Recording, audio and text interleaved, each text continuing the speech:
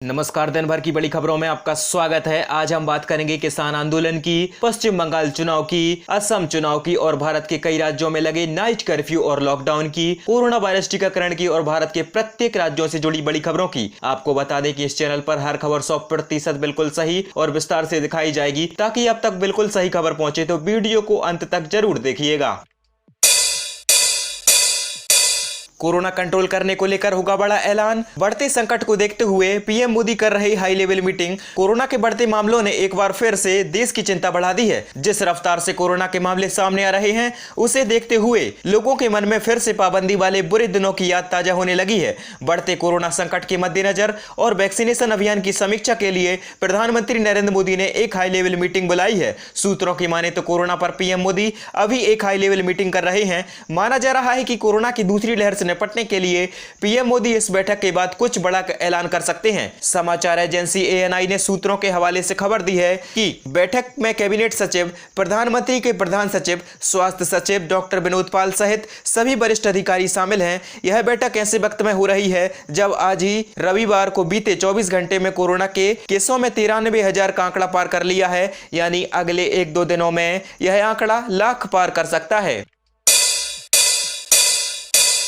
ताजमहल और भारत की अन्य महत्वपूर्ण चीजों को लीज पर देकर कमाई करेगी सरकार। 25,000 करोड़ रुपए जुटाने का है लक्ष्य। केंद्र की पीएम मोदी सरकार स्टेडियमों, राष्ट्रीय उद्यान और स्मारकों से कमाई करके कम से कम 25,000 करोड़ रुपए जुटाने की महत्वाकांक्षी योजना तैयार कर रही है। खेल, संस्कृति और पर्यावरण और वन मंत्रालय ने अपनी इन परिसंपत्तियों को लंबी अवधि के पट्टों यानी लीज पर देने के लिए विस्तृत रोड मैप तैयार कर लिया है। सरकार के अगर उच्च पदस्थ सूत्रों की माने तो देश भर में 100 से अधिक ऐतिहासिक स्मारकों की पहचान की जा चुकी है। इन जगहों को 30 साल के लिए लीज यानी पट्टे पर दिया जाएगा। इनमें देश की पहचान बन चुका ताजमहल, हिमाचल प्रदेश में कांगड़ा का किला, मुंबई में वैद्य कनेरी गुफाएं आदि शामिल हैं, जिन्हें लंबी अवधि के लिए पट्टे पर दिया जाना है। दिल्ली में ऐतिहासिक लाल किला पहला है जिसे धरोहर को गोद लेने योजना के तहत पट्टे पर दिया गया था। सरकार ने इससे 5 साल की अवधि के लिए एक निजी सीमेंट कंपनी से 25 करोड़ रुपए हासिल किए। विभिन्न अंतर्राष्ट्रीय उद्यमों, खेल एवं इवेंट मैनेजमेंट कंपनियों की प्रतिक्रिया और रुचि देखकर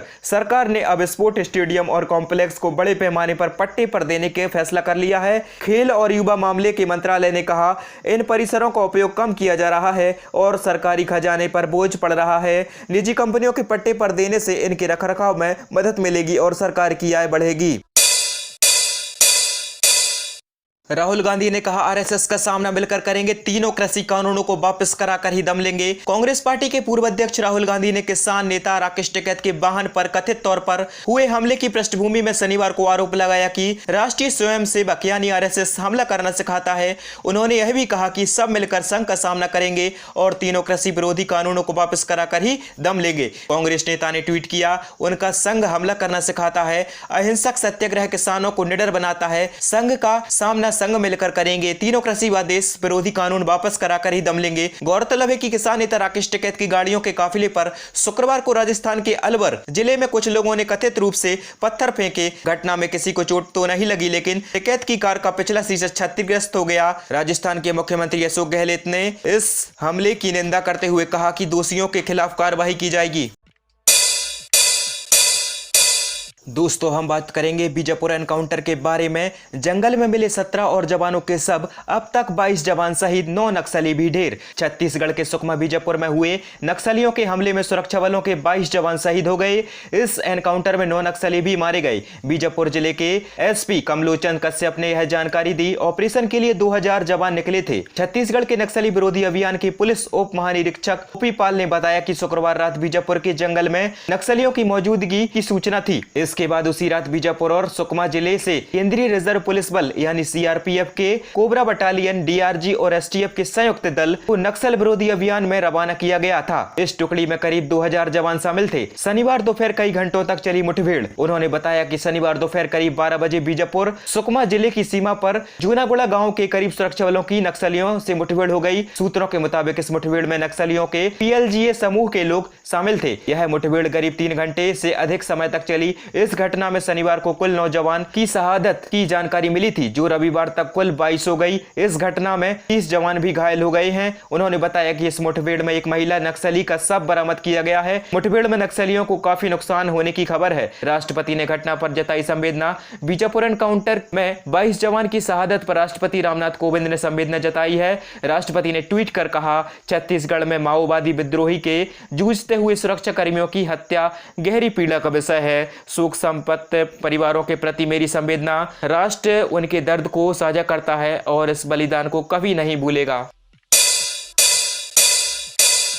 पंचायत चुनाव के लिए नामांकन के पहले दिन 3,15,000 पर्चे दाखिल। 15 अप्रैल को होगा मतदान। त्रिस्तरीय पंचायत चुनाव में पहले चरण के लिए शनिवार से नामांकन दाखिल करने की प्रक्रिया शुरू हो गई। पहले दिन 3,15,000 से ज्यादा उम्मीदवारों के नामांकन पत्र दाखिल किए। त्रिस्तरीय पंचायत चुनाव के पहले चरण में सहारनपुर, गाजियाबाद, रामपुर, बरेली, हाथरस, आगरा, कानपुर नगर, झांसी, महोबा, प्रयागराज, रायबरेली, हरदोई, अयोध्या, श्रावस्ती, संत कबीर नगर, गोरखपुर, जौनपुर और भदोही जिले की कुल 18 जिला पंचायतों के 779 वार्डों, 212 क्षेत्र पंचायतों और 19,313 वार्डों और 14,789 ग्राम पंचायतों के 1,86,583 वार्डों के लिए नामांकन पत्र दाखिल करने की प्रक्रिया शुरू हो गई है। रविवार को भी नामांकन दाखिल किए जा सकेंगे। बता दें कि नामांकन दाखिल करने के बाद 5 व 6 अप्रैल को नामांकन पत्रों की जांच होगी। प्रत्याशी 7 अप्रैल को नामांकन पत्र वापस ले सकेंगे और इसी दिन चुनाव चिन्ह का आवंटन होगा। पहले चरण में 15 अप्रैल को सुबह 7 बजे से शाम 6 बजे तक मतदान होगा। पंचायत चुनाव की प्रक्रिया 4 चरणों में पूरी होगी। पहले चरण की नामांकन की प्रक्रिया 3 अप्रैल, दूसरे चरण में 7 अप्रैल से 8 अप्रैल, तीसरे चरण में 13 अप्रैल से 15 अप्रैल और चौथे चरण में 17 अप्रैल से 18 अप्रैल तक नामांकन होगा।